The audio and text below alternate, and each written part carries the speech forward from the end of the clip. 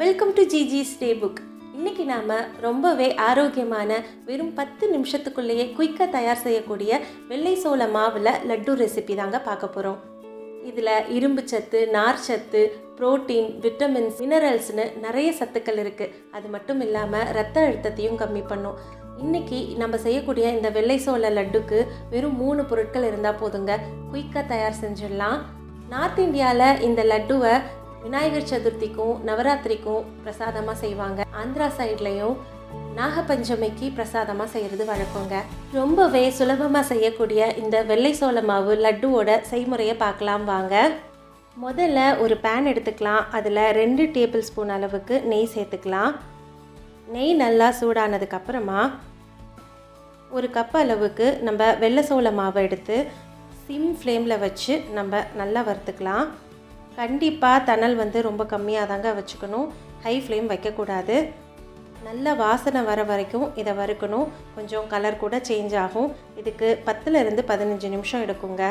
வறுத்த இந்த மாவை ஆற வச்சுக்கலாம். அடுத்ததாக அதே பேனில் 1/2 கப் அளவுக்கு வறுத்த வேர்க்கடலையை சேர்த்துக்கலாம். இதை ஒரு 5 நிமிஷம் வறுத்துக்கலாம். இந்த மாதிரி வறுக்கிறதால தோல் எடுக்கிறதுக்கு ஈஸியாக இருக்கும். வறுத்த இந்த வேர்க்கடலையை தோல் எடுத்துட்டு மிக்ஸி ஜாரில் சேர்த்துக்கலாங்க.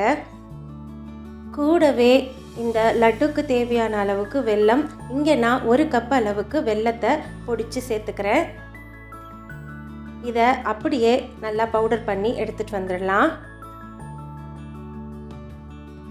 இது கூடவே வறுத்து ஆற வச்ச வெள்ளை சோள மாவையும் சேர்த்துக்கலாங்க. இப்போது எல்லாத்தையும் ஒரு முறை நல்லா மிக்சியில் அரைச்சிட்டு வந்துடலாம். அவ்வளோதாங்க.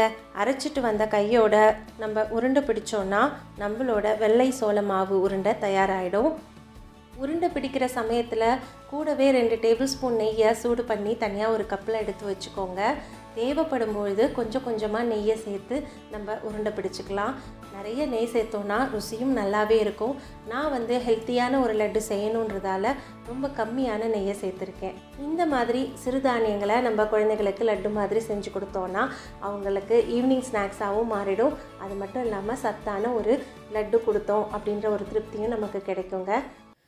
எதற்காக உன்னை எதிர்பார்க்கிறேன், எனக்குள்ளே நானும் இதை கேட்கிறேன்.